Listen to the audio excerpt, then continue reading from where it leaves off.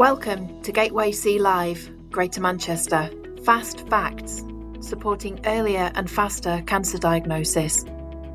Prostate cancer, think A to G. Our specialists are Mr. Satish Madanani, Mr. Jeremy Oates. A. Age-specific PSA. I would always encourage GPs to be safe and to a certain extent protect yourself, and don't worry about referring in if the PSA is out of reference range. It's our jobs to really assess them properly. B. BAI Groups.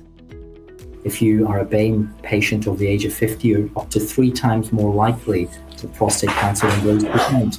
So there's various groups I think we need to kind of be more cognizant of when it comes to generalized symptoms. We know, as I spoke about before, BAI patients are more likely to have prostate cancer. When they present, they tend to present later, and they tend to present with more advanced and higher risk disease. So these patients, due to various issues throughout COVID, I think these groups have been hit more significantly. So there's been a degree of a mismatch between the facilities available and the engagement and the access from the BAI community. So I think we really need to focus some of our efforts moving forwards on these risk groups, and let those groups, etc., know that we are open for business. We are seeing referrals, we are happily reviewing patients, and indeed it's very important to come forward.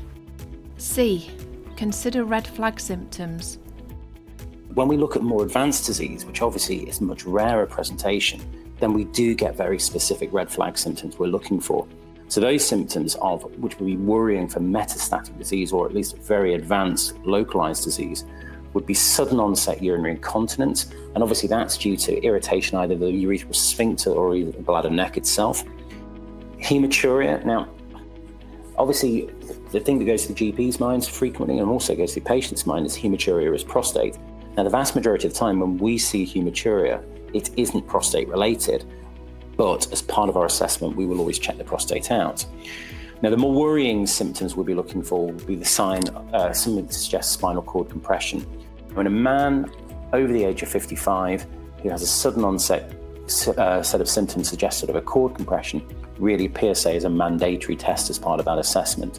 So obviously, if you are getting those symptoms suggestive of cord compression, PSA there is of vital importance to do. And those are really the red flags that we worry for the metastatic disease. D. Digital rectal examination, DRE.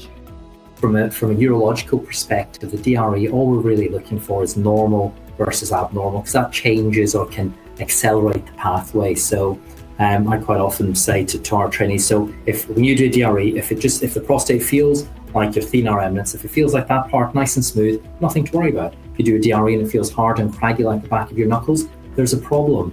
And therefore, for those patients, when you do a DRE, if the prostate feels grossly abnormal, then they just need to be referred in, irrespective of the PSA. There's no point checking the PSA and waiting for that to come back and referring in. So you can just speed up the pathway. And we do know, as Jeremy's alluded to, there are patients who have prostate cancer, sometimes advanced prostate cancer, particularly if they're non-PSA secretors, with very low or normal PSA. So it just improves and it just helps the pathway. And the more information you have when you see the referral, the better, really.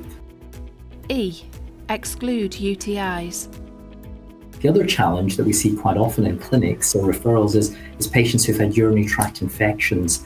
Obviously that pushes the PSA up, etc. So, and I know Jeremy's going to speak about the PSA in a moment, but again, just being aware and excluding certain factors, so excluding those with urinary tract infections, etc., not getting confused with that in the PSA. I think these are some of the challenges that we face on a day-to-day basis. F. Family history. A family history of prostate cancer, that's phenomenally important. So if you have a father or a brother with prostate cancer, you double your risks or your relative risk of prostate disease. If you have a father or brother, or a father and a brother who've got prostate cancer, then you quadruple your relative risk of disease. So that's all. Family history is a very important thing to be cognizant of. Along those lines, family history of breast cancer, so mothers, aunties, sisters, etc., because of BRCA1 and BRCA2 genes, again, you're more likely to have prostate disease. So again, it's just being aware of these risk groups. It's particularly important about the maternal history these days. Increasingly, we're seeing the link between ovarian cancer at a young age, breast cancer at a young age, and prostate cancer. G. Greater Manchester Referral Proforma. So now, Patients are referred in, and the referrals are reviewed by a pathway coordinator who's been specifically trained to review the referral. It's triaged by a senior clinician. The pathway coordinator will then, or navigator will then, phone the patients, run through a checklist of issues in terms of UTIs, their appropriateness for an MR scan. So MR now has become a triage tool with regards to prostate cancer diagnostics. If appropriate and there's no adverse contraindications, the patients then are referred straight in for an MRI scan. The MR is then viewed by the radiologist. We've got quite a good system now whereby, dependent upon the radiological features, patients are kind of put into low, intermediate or high risk in terms of the likelihood of having prostate carcinoma. The navigators send out information leaflets, etc. So none of these steps come as a surprise to patients. So patients are now fully counselled from the time the referral comes in. There's very good leaflets, etc. that go out to patients right at the outset, either hard copies or via email. Patients are then brought back to a specific biopsy clinic. That isn't to say that they're going to have a biopsy, but it just means to say that if appropriate, depending on the MR findings, the DRE findings, the consultation, comorbidities, you paint a picture and then you decide whether a patient requires further investigation or not. And the other thing that we've been very lucky to do in GM over the last kind of 24 months or thereabouts is change how we biopsy patients. So we're now undertaking transperineal biopsies as opposed to transrectal. So still ultrasound guided, but with the help of the MR scan, you can now pinpoint exactly where you want to take the biopsy from and reach those areas much more specifically and much more accurately, and the risks of infection are much lower, etc. This newer form of biopsy. So the whole pathway has changed significantly, and our yield from that is better. We're diagnosing patients who need to be diagnosed. We're not biopsying patients unnecessarily based on the MR findings. So the kind of diagnostic aspect is quicker, more efficient and safer for patients. So that's something that GM should be very proud of itself for delivering in a short period of time.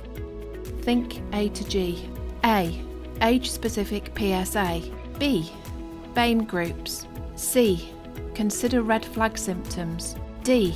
Digital rectal examination. DRE. E. Exclude UTIs. F. Family history. G. Greater Manchester Referral Proforma.